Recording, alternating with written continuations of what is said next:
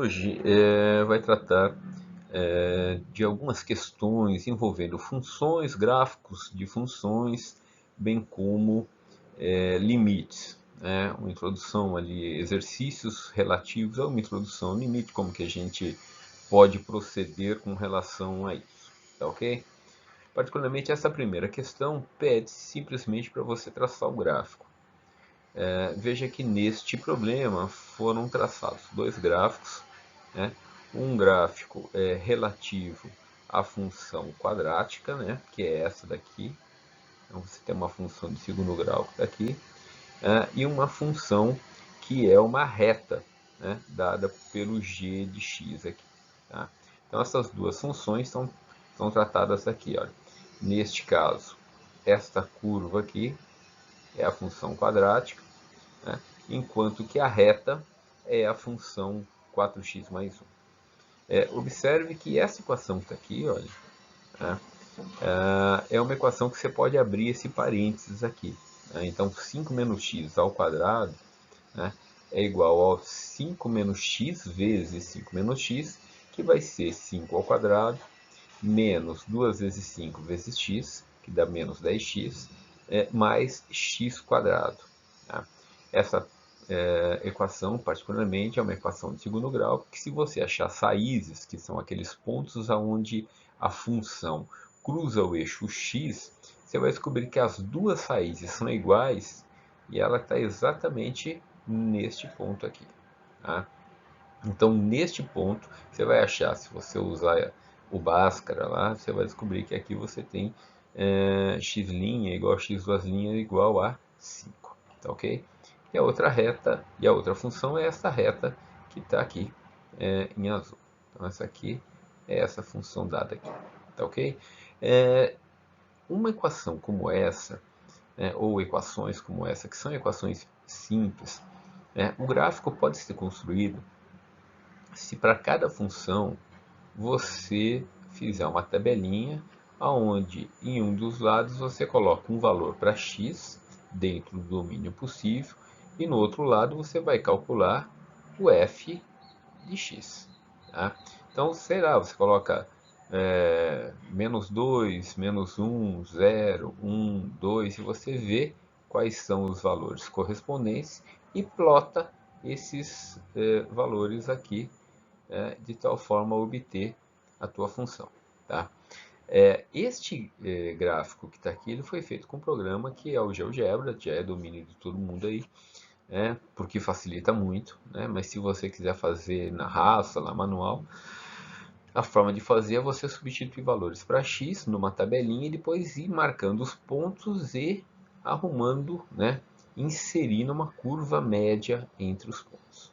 Tá ok? Nesse segundo problema aqui, são dadas duas funções. Uma função que é uma reta, 5 mais 5x mais 13, uma função que é uma equação de segundo grau, x ao quadrado mais 1. Bom, o que ele pede aqui? Ele pede para você achar uma função composta, tá? Particularmente f composta com g e no item B, g composta com f, uma inverso da outra. A notação FOG é equivalente a esta notação que está aqui. Ó. Essa notação está dizendo que você quer uma função composta de f com g, e aqui embaixo que você quer uma função composta de g com f. Aí você fala, e esse 2 que está aqui? Esse 2 é o número que você pode inserir no lugar de x após ter feito a função composta. Bom, mas vamos lá. Primeiro vamos fazer a função composta. Então, se você analisar ó, f composto com g, tá? Qual é a forma de fazer? É você pegar a função g e substituir esta função no lugar do x, que é o que a gente fez aqui. Ó. Este ponto que está aqui é x. No lugar de x eu coloquei x ao quadrado mais 1.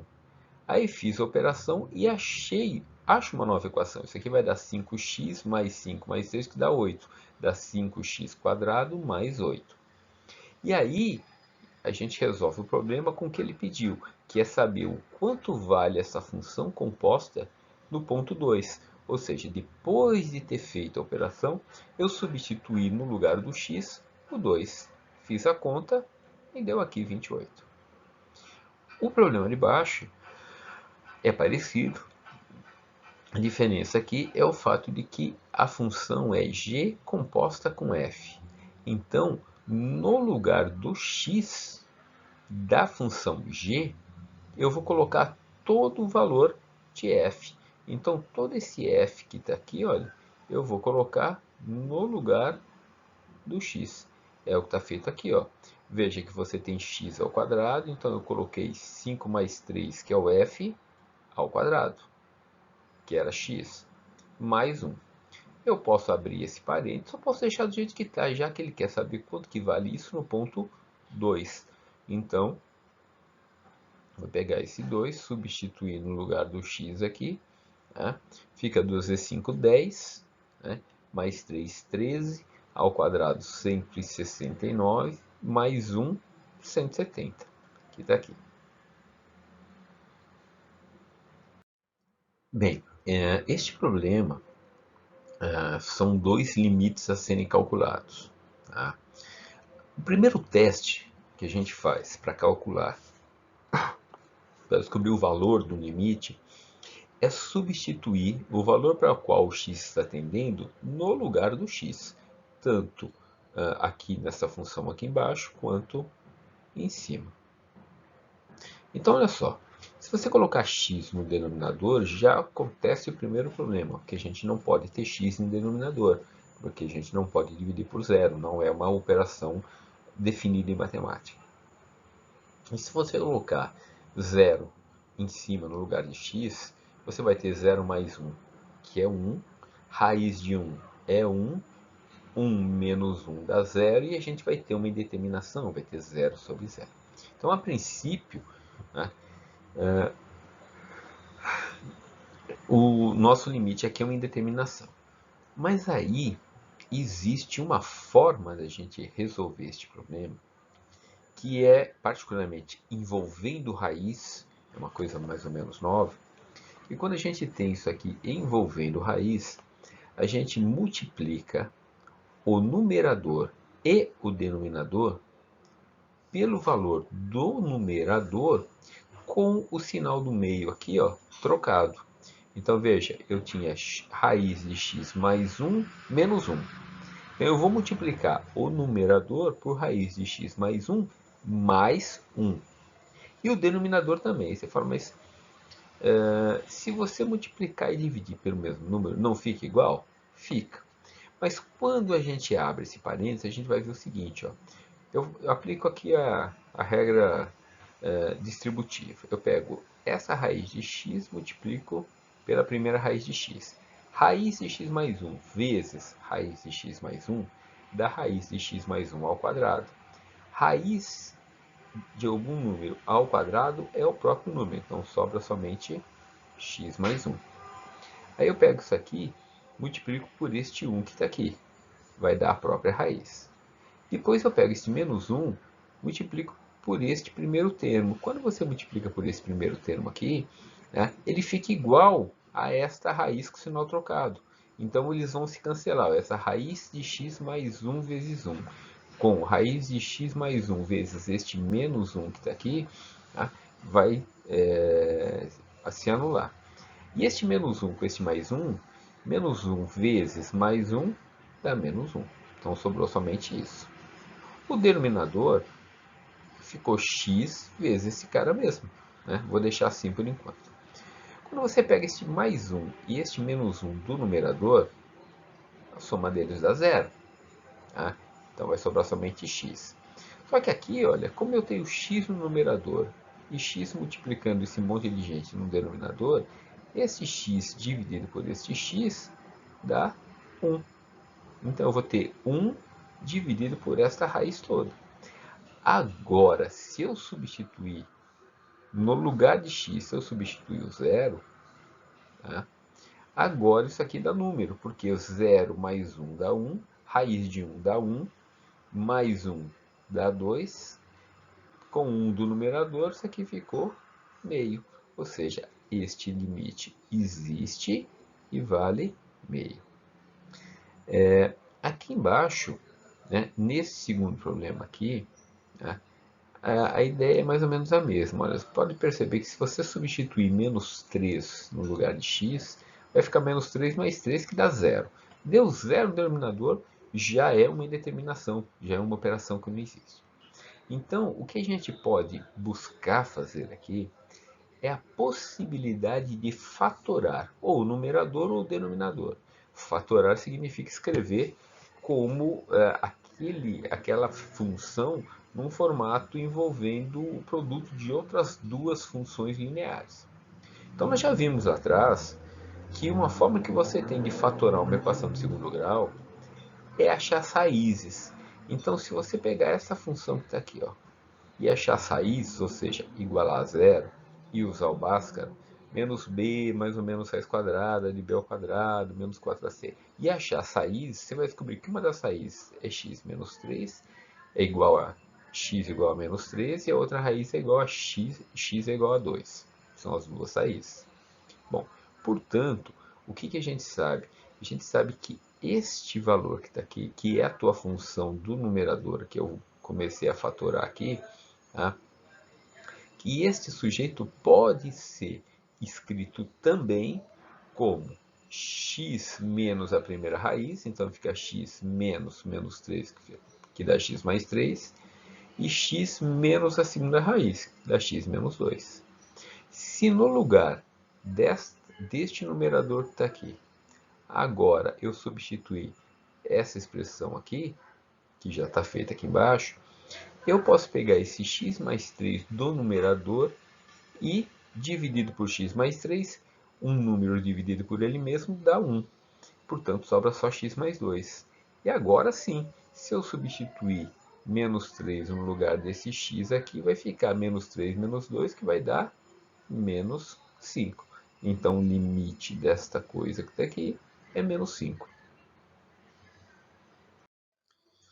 Este problema aqui é apenas um problema envolvendo cálculo com potência. Tá? É só para que a gente possa lembrar qual é a forma que a gente tem de fazer operações envolvendo potência. Não que você não possa inserir tudo isso numa calculadora e fazer a conta de uma vez, mas em algumas situações, no lugar de você ter números, você tem letras, e aí a gente saber fazer operação e lembrar das propriedades envolvendo potências é importante. Então, nesse caso, o problema diz para a gente que a gente tem uma função que modela, né, a população masculina e feminina de uma dada cidade. Normalmente isso é bastante verdadeiro. É possível você fazer essas modelagens para saber o crescimento populacional, e do ponto de vista de urbanismo, isso aqui tem uma importância bastante grande, porque de fato você projetar uma cidade e saber os limites de crescimento dela possibilita um projeto muito melhor. Então, particularmente, ele diz o seguinte, que você tem uma função de x e y, onde x é o público, é a população feminina, y é a masculina, e ele te dá os números só para você fazer conta. Pois bem. Então, o que a gente precisa é colocar 1000 em 1000 no valor de x e y. Como eu falei, a gente poderia substituir simplesmente por 2000, elevar ao quadrado, multiplicar por 10, no denominador também 2000, elevar a menos 3, multiplicar por 4 e fazer a operação. Mas eu preferi utilizar as potências para a gente relembrar. Então lembre que 1000 é a mesma coisa que 10 vezes 10 vezes 10, ou seja, 10 à terceira e 10 à terceira. Quando você tem, e aqui embaixo também, ó, quando você tem dois números cuja base é igual e você está somando elas, você conserva a base e soma os expoentes. Você tem dois caras iguais, você simplesmente soma eles, né? Conserva a base, não está multiplicando. Né? Você pega o 10 a 3 com 10 a 3 somados, dá 2 vezes 10 a 3. Embaixo é a mesma coisa, 2 vezes 10 a 3. Agora aqui, convém a gente lembrar o seguinte. 2, quando você tem produto de dois números elevado a uma potência, fica a potência do primeiro e a potência do segundo. Então está aqui 2 elevado a 2, primeiro termo. Aqui, uma potência elevado a uma potência, você tem o produto dos números que são as potências. Então vai dar 3 vezes 2, que dá este 6. E ainda tem o 10 que está aqui. O denominador também dá 2 vezes 10 a menos 3. Né? Aqui, 2 elevado a menos 3. 4, eu só reescrevi para facilitar a vida aqui, escrevi como 2 ao quadrado. Né? E aí, eu tenho 10 a terceira elevado a menos 3. Novamente, pega os dois números e multiplica. 3 vezes menos 3, que dá menos 9. Bom, aqui, se você pegar esse 2 ao quadrado com esse 2 ao quadrado, são dois números iguais, simplifica ele dividido por ele mesmo, dá 1. 2 elevado a menos 3, né, no denominador, pode ir para o numerador com o sinal trocado, como 10 a terceira. E 2 vezes 10 a terceira é 8. Em cima eu tinha 10 a sexta vezes 10. Bases iguais, conserva a base, somos expoentes. Dá 10 a sexta vezes 10 a 1, dá 10 elevado a 7. No denominador eu tenho 10 a menos 9. 10 a menos 9 no denominador pode ir para o numerador com sinal trocado, como 10 a 9. Então eu já tinha 10 elevado a 7. Com 10 elevado a 9, conserva a base, somos expoentes. 9 com 7, 16. Então essa operação vai me dar 8 vezes 10 a 16. Bom, nesse segundo problema que está aqui, ó, te dá uma função de segundo grau e pede-se para escrever essa função na forma reduzida, ou seja, fatorar este cara. Então a primeira providência é verificar o seguinte, é verificar se isso aqui tem raízes reais. Então a gente descobre que as raízes são ou x igual a 1 ou x igual a 1/3. Bom, o que acontece quando este primeiro número aqui, ó, não é 1? Quando a tua equação é uma equação de segundo grau, mas este número não é 1. Bom, a raiz que é inteira, você mantém e coloca x menos a primeira raiz, como a gente fez no problema anterior. Agora, eu não posso colocar x menos 1/3, porque se você abrir os parênteses, você vai descobrir que não dá a mesma coisa. Neste caso, a gente faz assim, olha só. Este termo que está aqui, olha, ele vem multiplicando o primeiro x. Tá? E este número que está aqui é o que sobra aqui na frente. Então, eu vou ter 3 x menos 1. Se você abrir o parênteses, você vai verificar que dá exatamente esta função que está aqui. Aqui a gente tem um problema também bastante simples, mas que do ponto de vista de arquitetura acaba sendo importante, porque conhecer o conceito de inclinação acaba sendo relevante no cálculo, por exemplo, de rampas, telhados, esse tipo de coisa. Então, nesse problema aqui, diz o seguinte: considere-se uma rampa com declividade do piso igual ou superior.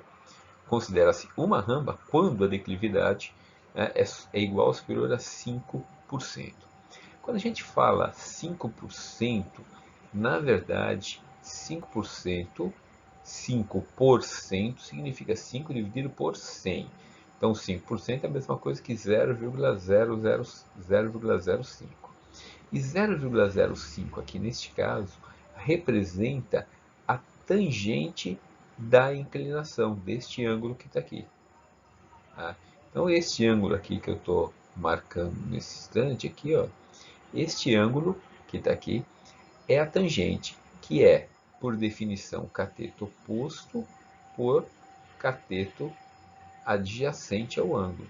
Esta altura 2 dividido por este comprimento aqui. Então, se no mínimo você tiver 5% e a altura 0,05% e a altura for 2 metros, quanto que vale a base? Este trecho que está aqui. Então, a gente aplica a definição. A gente sabe que tangente de um ângulo é cateto oposto por cateto adjacente. Mas eu sei que essa tangente tem que ser 0,05. Então, pego o L, passa multiplicando, pego o 0,05, passa dividindo, 2 dividido por 0,05 dá 40 metros. O que é um absurdo, né? Para você ter só 0,05%, você precisa de 40 metros de base. Né? E aí, a questão 4 aqui, justamente trata disso. Diz que o resultado se tornou inviável, que na verdade você não tem 40 metros, você só tem 8 metros. Se você só tem 8 metros, quanto vale a inclinação? Agora é o inverso. Você não sabe quanto que é a inclinação, né? Mas você consegue calcular, porque a tangente, que é a inclinação, é 2 cateto oposto dividido por cateto adjacente, que o problema pede para ser 8. Você pega 2 dividido por 8, é a mesma coisa que 1 quarto, ou 0,25. 0,25 em termos de porcentagem é 25%. Então a inclinação tem 25%. O que é o alfa aqui? O alfa eu calculei para a gente saber quanto que vale essa inclinação em termos angulares. Normalmente é menos usado. E como que eu cheguei nesse 14? Eu fui lá na calculadora, coloquei tangente menos 1, que é a segunda função, tá? Abri um parênteses, coloquei 0,25, fechei parênteses. Quando você faz isso, ele te dá este número aqui, que é o alfa. Tá ok?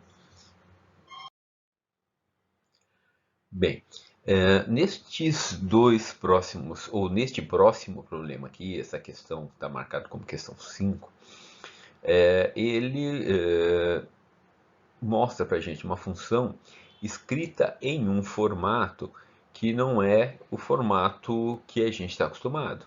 Normalmente você está acostumado a escrever y de um lado e x do outro, sabendo que y é a mesma coisa que f de x. Bom, então nesse caso ele escreveu, a função foi dada neste formato que está aqui, mas pede-se, identifica-se como se fosse uma reta, tá? E pede-se para você calcular os coeficientes angular e linear da função. Bom, então olha só, a primeira coisa que a gente vai fazer aqui é isolar o y. Então lembra que você tem aqui, olha, esse 2x que está somando o y, então ele vai passar para o lado de lá com o sinal trocado. Então vai ficar 9 menos 2x. Bom, acontece que o y ainda não está sozinho porque ele está multiplicado por 3. Se ele está multiplicado por 3, eu pego esse 3 e passo dividindo. Então, o y vai ficar sozinho. Vai ficar 9 dividido por 3, que dá 3, e 2 dividido por 3, que dá 2 terços. Tá? Este y é a mesma coisa que f de x. Então, isso que está aqui, olha, é a minha função. Como isso aqui é uma reta, tá? A reta ela tem uma grandeza chamada coeficiente angular e coeficiente linear. O coeficiente angular é o sujeito que multiplica o x, este cara. Ele mede para a gente a inclinação da reta dada por essa função. Essa função aqui é uma reta e ele mede a inclinação dessa reta. Tá? Quando este número, que é o coeficiente angular, ele é precedido de um sinal negativo, significa que a reta é decrescente. Se ele fosse positivo, a reta seria crescente. O termo que não tem x, o cara que está sozinho aqui, ele é chamado de coeficiente linear. E o coeficiente linear é o valor, né, no qual o teu gráfico corta o eixo y. É só você fazer x igual a zero. Quando você faz x igual a zero, quando x for igual a zero, a função me dá somente 3, que é este cara aqui. Então a minha reta é inclinada, decrescente, porque o sinal é negativo, e o coeficiente angular é 3, que está dado, o linear é 3, que está dado aqui. Aqui do lado tem a figura para você identificar quem que é quem aqui. Você fala, como que você construiu essa figura? Ou como que eu posso construir uma figura? Primeiro que isso aqui é uma equação de primeiro grau. A equação de primeiro grau é uma reta. Aí você fala, mas como que eu sei que é a equação de primeiro grau? Porque a minha variável, que é o x, está elevada a um expoente que é 1. Por isso que é de primeiro grau. Então, essa função de primeiro grau, tá, ela vai ser escrita de forma que, se você quiser traçar o gráfico, bastam 2 pontos. Porque por 2 pontos passa uma reta.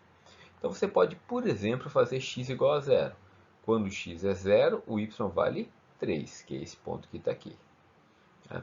E depois você pode fazer o y igual a zero. Quando o y for zero, tá, o x vale 4 meios. Então basta pegar esses 2 pontos e traçar uma reta por eles aqui. Neste caso aqui eu usei o GeoGebra para fazer essa função que está aqui. Tá bom? A próxima questão, que é a questão 6 aqui, ele me dá duas informações. Me disse que a função de oferta de um produto, né, relaciona o número de unidades que os produtores desejam oferecer a um determinado preço P. Então, a oferta é dada por ela. Neste caso aqui, neste exemplo, é essa função que está dada aqui. A função, a função demanda, ou seja, a função procura, né, é dado por essa expressão que está aqui embaixo. Portanto, né, ele quer saber qual é o valor aqui de x, quantas unidades eu preciso fornecer, né, para que uma curva supere a outra, ou seja, para que a oferta supere a procura. Bom, então olha só, na verdade o que você quer, né, é descobrir o x, no qual uma reta cruza com a outra. São duas retas que estão aqui. Então, neste caso aqui, olha, o que a gente está fazendo? A gente está pegando uma das funções, que é a oferta, e igualando com a função que é a demanda. Quando a gente iguala as duas, como são funções de primeiro grau, se eu isolar o valor de x, tá, eu consigo, é só isolar, passar para um lado, tiro o mínimo aqui, dá 25, fica 10 mais 16, que é 26. Então, 26x sobre 25 é igual a 26, que era o resultado deste lado aqui. Portanto, 26x é igual a 25 vezes 26, porque o 25 está dividindo, eu passo ele para lá multiplicando. Tá? O 26 passa dividindo, simplifica, o x dá 25. Então, o 25 é a quantidade de produtos no qual a oferta do produto supera a procura. Tá? Eu fiz o gráfico aqui de uma das duas funções. Você pode reparar que o 25 equivale exatamente ao ponto onde as duas setas se cruzam. Aqui, nós temos um limite no qual, se você substituir 2 no denominador, verá que, menos 2, né, verá que o resultado se torna nulo no denominador, zero, e o numerador também, né, porque menos 2 elevado ao cubo dá menos 8. Todo número elevado a um valor ímpar, ele mantém o sinal. Então, o menos se mantém, né, 2 ao cubo dá 8, então menos 8 mais 8 dá zero, o que resulta numa indeterminação, zero sobre zero.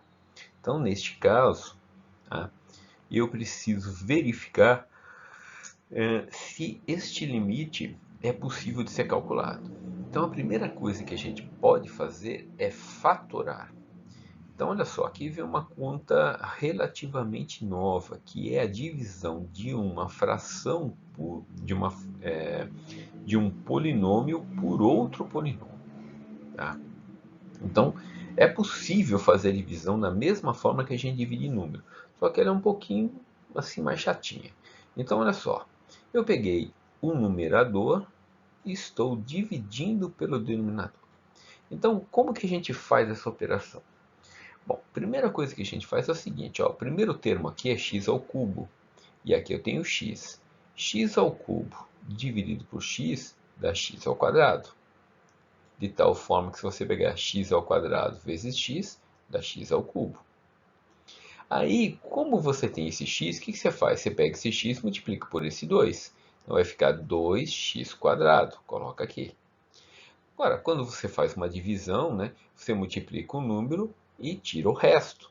Então você primeiro pegou o primeiro termo, dividiu por x, deu x², depois pegou esse x², multiplicou por 2, colocou aqui, subtrai da linha de cima.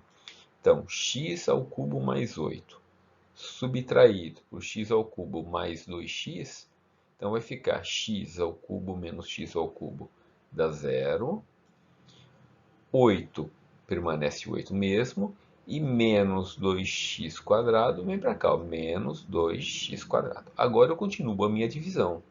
Eu pego 2x², divido por x, dá menos 2, menos 2x.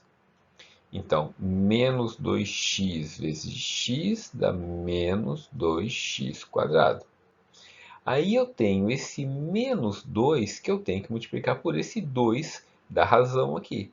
Então vai ficar menos 2x vezes 2, que dá menos 4x. Novamente, acho o resto. Pego a de cima, subtraio desta conta que a gente fez aqui embaixo. Então tem um parênteses, vai ficar menos 2x² menos menos 2x². Este menos com este menos vira mais. Então você vai ficar com menos 2x² mais 2x², que dá 0. O 8 está aqui. E este menos com este menos fica mais 4x, que está aqui. Continua minha divisão até restar 0. Então eu tenho 4x dividido por x dá 4. Então 4x, daqui ó, 4x. Aí esse 2 vem multiplicando 4. 4 vezes 2, que dá 8. Subtraio a linha de cima da linha de baixo. 4x menos 4x dá 0. 8 menos 8 dá 0. Portanto, o que eu posso dizer é que este número aqui de cima, ó, este cara que está aqui, deixa eu mudar até de cor aqui, este sujeito que está aqui, é a mesma coisa que este daqui multiplicado por x mais 2. Então, olha só, o limite de x ao cubo mais 8 sobre x mais 2 é a mesma coisa que x mais 2 vezes x² menos 2x mais 4, e tudo dividido pelo x mais 2, que já estava lá no meu limite. Agora, este termo e este termo são iguais, e ele dividido por ele mesmo dá 1. Então sobrou isso aqui, ó, x² menos 2x mais 4. Se no lugar de x agora eu colocar o menos 2, eu vou ficar com menos 2 ao quadrado. Tá? Um número negativo ao quadrado fica positivo, então vai ficar 4. Este menos, quando você substitui aqui, vai ficar menos 2 vezes menos 2, que vai dar mais 4. Então eu já tinha 4 daqui, fiquei com mais 4 aqui, fiquei com 12. Com este 4, fiquei com 8. Mais este 4, fiquei com 12. Portanto, o limite desta coisa aqui é 12. Tá? Então, esse aqui dá um pouquinho mais de trabalho de fazer. Vamos para o próximo. O próximo problema aqui, também. Se você substituir 2, você vai achar 0 sobre 0. É uma indeterminação, também não dá para fazer conta, então a gente precisa verificar se é possível fatorar. Eu posso pegar o denominador e dividir pelo numerador, da mesma forma que a gente fez aqui em cima. Mas, particularmente, como o meu numerador é uma equação de segundo grau, em cima não era, né? O problema anterior tinha uma função de terceiro grau no numerador. Aqui, o maior grau é o grau 2 do denominador. Então, uma equação de segundo grau permite que a gente ache, que a gente simplifique, que a gente fatore ele como produto de dois termos lineares se eu achar as raízes. Então, o que que eu fiz? Eu achei as raízes. Usei o Bhaskara, igualei esse denominador a zero, usei Bhaskara e descobri que tanto uma raiz quanto outra, ambas são 2. Logo, essa expressão que está no denominador aqui, ela pode ser escrita como x menos uma raiz multiplicado por x menos a outra raiz, que é a mesma, que é 2. Numerador e denominador, ó, este cara e este daqui, ou outro, enfim, eles são iguais. Ele dividido por ele mesmo sobra 1. E ainda tem mais um x menos 2 aqui. Bom, agora, antes era uma indeterminação, era 0 sobre 0. Mas agora, se eu fizer x tender a 2, quanto mais próximo o x for de 2, mais essa diferença se aproxima de 0. E quando o denominador vai ficando muito pequeno, a razão vai ficando muito grande. No limite, ela vai tender a infinito. Bem, para finalizar esses problemas envolvendo limites aqui, nós vamos calcular dois limites no infinito. Limites no infinito é quando, né, o x, tá, ele tende a mais ou a menos infinito. Tá? Então, muitas vezes a gente pode imaginar, bom, se o x tende a infinito em cima, se ele tende a infinito embaixo, o número de cima e o número de baixo vão ficar tão grandes que a razão entre eles vai ficar infinito sobre infinito. Aí você fala, bom, então quanto que dá isso? Dá uma indeterminação, não existe infinito dividido por infinito. Ah, mas dois números iguais, um dividido por outro não é um? É um, mas infinito sobre infinito não. Então, olha só, o que a gente vai fazer para analisar isso aqui, já que este número aqui não é uma, um limite, não é um polinômio que dá para você achar a equação. Então, olha só, o que a gente vai fazer aqui? A gente vai fazer o seguinte truque. Eu vou pegar aqui no numerador, tá? Veio, eu tenho 2x mais 5. E eu vou colocar o x em evidência. O que é colocar em evidência? É colocar ele na frente de um parênteses, de tal forma que se eu pegar ele e multiplicar pelo que ficou dentro do parênteses, o resultado volta exatamente para a condição que eu tinha antes. Então, quando você coloca x em evidência aqui, significa que você pegou 2x dividido por x, ficou 2. 5 dividido por x ficou 5 dividido por x. Então, olha só, se você pegar essa expressão aqui, olha, x multiplicar pelo primeiro termo aqui, vai dar 2x. Se você pegar x multiplicar pelo segundo termo, vai dar 5. E a equação fica exatamente igual à que eu tinha antes. Então, isso que está aqui em cima, com essa parte aqui, é exatamente a mesma coisa. Bom, e o denominador? O denominador a gente vai fazer a mesma coisa. Aqui dentro, olha, opa, eu peguei aqui, né? Aqui dentro, olha, nós vamos pegar o x ao quadrado e colocar em evidência. Quando você coloca o x ao quadrado ali, ó, em evidência, e abre o parênteses, 2x quadrado dividido por x quadrado sobra somente 2, menos 5 dividido por x ao quadrado vai dar 5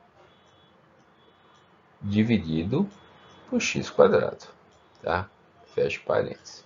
Só que eu não posso esquecer que tudo isso aqui está numa raiz. E x ao quadrado, né? Primeiro que tem aquelas propriedades de raiz. Quando você pega dois valores dentro da raiz, isso aqui é a mesma coisa que a raiz do primeiro termo multiplicado que estava aqui, tá vendo? Multiplicado pela raiz do segundo termo. A raiz do primeiro termo é a raiz quadrada de x ao quadrado. E raiz quadrada de x ao quadrado é somente x multiplicado pelo que sobrou, que é esse termo, que ele está aqui. Como em cima eu tinha um x e embaixo eu tenho outro x, x dividido por x dá 1. Aí sobrou 2 mais 5 dividido por x, tudo dividido por 2 menos 5 dividido por x ao quadrado. Só que agora eu estou fazendo o x muito grande. Quando o x é um número muito grande, o número tendendo a infinito, você pode imaginar o maior número possível que você quiser. Substituindo no valor de x, o que vai acontecer? 5 dividido por esse número muito grande, ele vai ser tão pequeno que ele vai tender a zero. E 5 dividido por x ao quadrado, mais ainda, vai tender mais rápido a zero.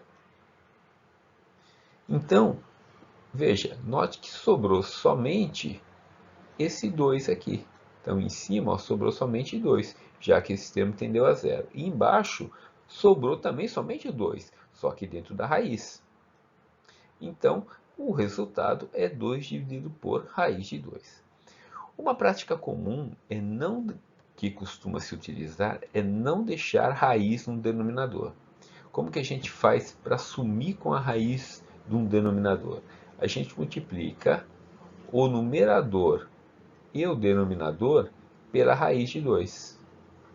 Multiplico por raiz de 2 e divido por raiz de 2. Então, quando eu pego este termo, multiplico por isso aqui, vai ficar 2 vezes raiz de 2 e embaixo raiz de 2 vezes raiz de 2. Só que raiz de 2 vezes raiz de 2 dá simplesmente 2. Aí o 2 que resulta do denominador com esse 2 que tinha no numerador simplifica e sobra só raiz de 2 no numerador. E por último, a gente tem esse problema 10 aqui, que também é um limite. 5 menos x ao cubo dividido por 2 mais 8x. Também existe a possibilidade de eu criar um polinômio, tá? De eu dividir, na verdade, de eu fatorar, de eu tentar dividir a expressão de cima pela expressão de baixo. Daria para a gente fazer alguma coisa assim, mas especificamente a gente não vai fazer isso não. A gente vai usar o mesmo truque que a gente usou em cima. No numerador eu vou colocar x ao cubo. Então, em evidência, 5 menos x ao cubo. Aí se eu pegar o primeiro termo, dividir por x ao cubo, fica 5 sobre x ao cubo. X ao cubo dividido por x ao cubo dá 1.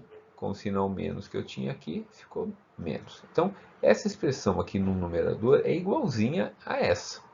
Se você pegar esse x e multiplicar pelo primeiro, e depois você pegar ele e multiplicar pelo segundo, dá igualzinho. Bom, no numerador, eu vou fazer o seguinte. Eu vou colocar x ao cubo em evidência. Você fala, pô, mas não tem x ao cubo. Mas não faz mal. Se eu colocar x ao cubo em evidência, olha só.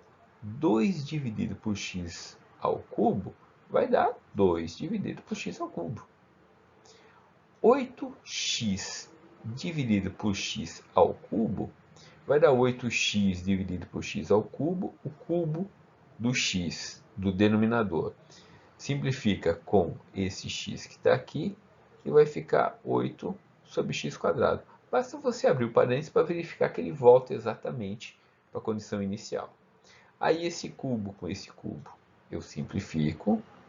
Quando o x tende a mais, quando ele tende a infinito, a mais infinito, este denominador fica tão grande que esta razão 5 dividido aqui por x ao cubo fica um número tão pequeno que ele fica praticamente zero. Então vai sobrar somente o menos 1 que está aqui. Agora, o denominador, acontece o seguinte. Quando o x vai ficando muito grande, este número tende a zero e este tende a zero.